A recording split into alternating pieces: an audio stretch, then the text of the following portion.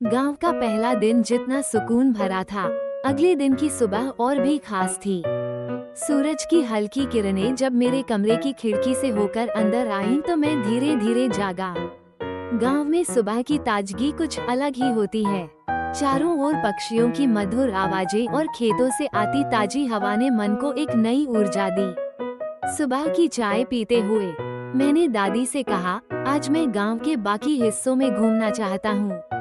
दादी ने मुस्कुराते हुए कहा, जाओ, पुराने दिनों की तरह जी भर कर घूमो।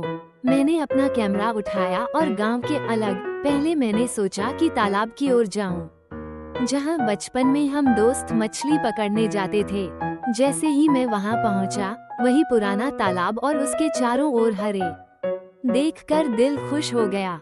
वहाँ कुछ गांव के बच्चे मस्ती कर रहे थे और उसमें तैरती मछलियाँ उसे और भी खूबसूरत बना रही थीं। इसके बाद मैं गांव के पुराने मंदिर की ओर बढ़ा, जो पहाड़ी पर बना था।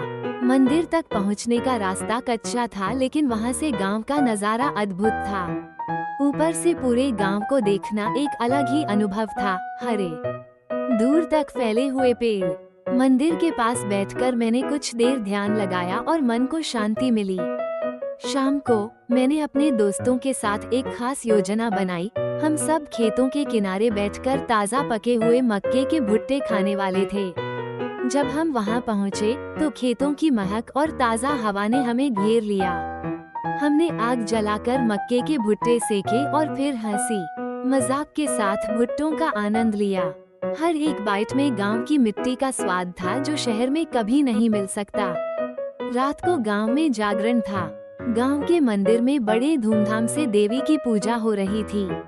पूरे गांव के लोग इकट्ठा थे और भजन कीर्तन की आवाज दूर दूर तक गूंज रही थी। मैं भी वहां शामिल हुआ और सबके साथ भक्ति में लीन हो गया।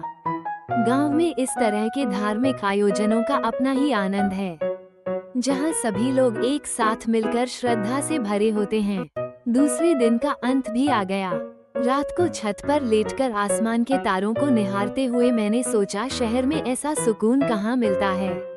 गांव की जिंदगी का ये सरल और शांत अनुभव मेरे दिल में बस गया था। अब मुझे लौटना था, लेकिन इस बार गांव से एक वादा करके जा रहा था, मैं जल्दी ही वापस लौटूंगा। गांव का ये सफर मुझे न केवल मेरे बचपन की यादों में ले गया,